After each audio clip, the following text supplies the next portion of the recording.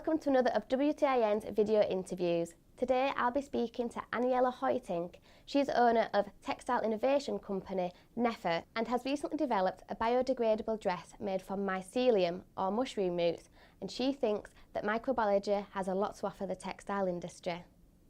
Hi Aniela, how are you? Hi, I'm fine, and how are you? Good, thank you. Thanks for joining us today. Thank you for having me. What do you expect for the future of textiles in microbiology? I think we can really rethink the future of textiles, the way we use it, the way we value textiles.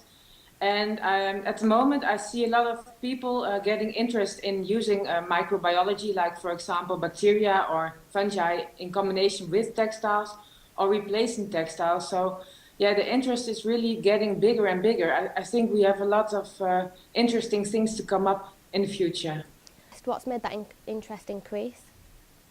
I think it's getting more and more important to think about how you create something, the way to create new materials and the story behind it. And also fashion is already the same for a long time of period, and people really want something new. And I think that's also one of the reasons that they're looking into it. And nature has a lot to offer.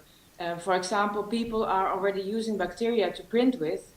So some people have used milk, you've used mycelium. What other substances do you think can be used from microbiology in the textile industry? That's a bit difficult, but like Suzanne Lee uses yeast and bacteria, and we have already a dress made of wine fermentation, also one of beer. So I think what they have in common is that we use a bacteria in combination with something else, and that combination is what can provide us with new materials. What kind of advantages and functional advantages do microbiological textiles have over traditional forms of textiles? I think the biggest benefit is that they can have extra functionalities by nature. So, for example, we try to make textiles antimicrobial, and we use thin nanoparticles of silver. But we have no idea how that will affect our skin when it will enter our skin. And if I talk about my fungi dress, it has the potential to be antimicrobial by nature. And I think that's one of the biggest advantages. Next to that, you can make it 100% biodegradable, for example. In the tech industry, wearable technology is ever popular, with new inventions in performance-enhancing textiles, for example. How does this type of biological wearable technology compare to new smart forms of wearable technology? So you think about wearable tech versus wearable microbes. I think we can still get a lot of benefit from the microbes. I can imagine that we get textiles which have probiotics inside, so they nurture our skin through the day, and that's something that you cannot do technological. I also can imagine, but that's maybe a bit more far future thinking, is that we actually have clothes growing around us. So during wintertime, they might grow a bit thicker because we need to be more warmth, and in summer they could be a bit lighter.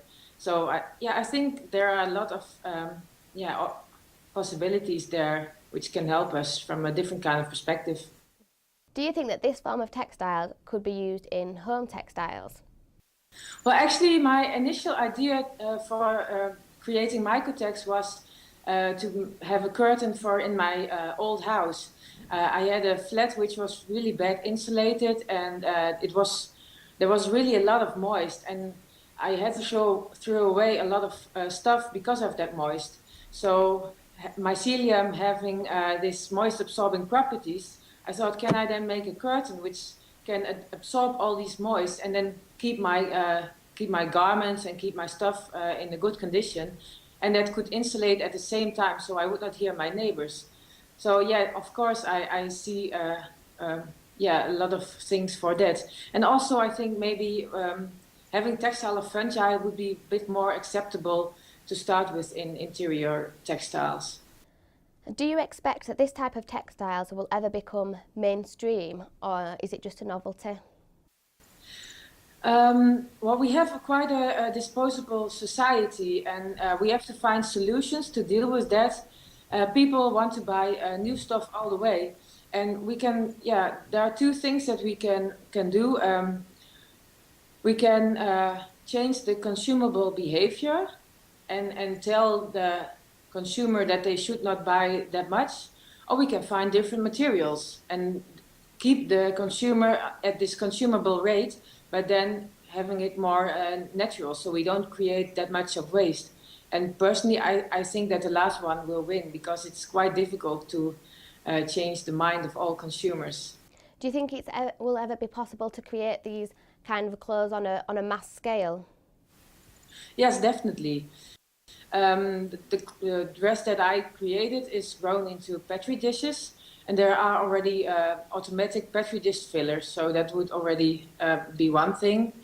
We would need to have maybe another machine to adjust another machine.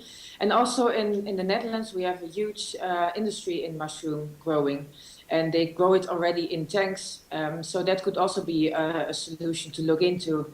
So for this garment, I definitely think that there will be possibilities in the future. And how long would it take? To make it mass-produced. Okay, and how long would it take to make something like that? Well, the process for now is that the growing of the mycelium takes about 2 weeks.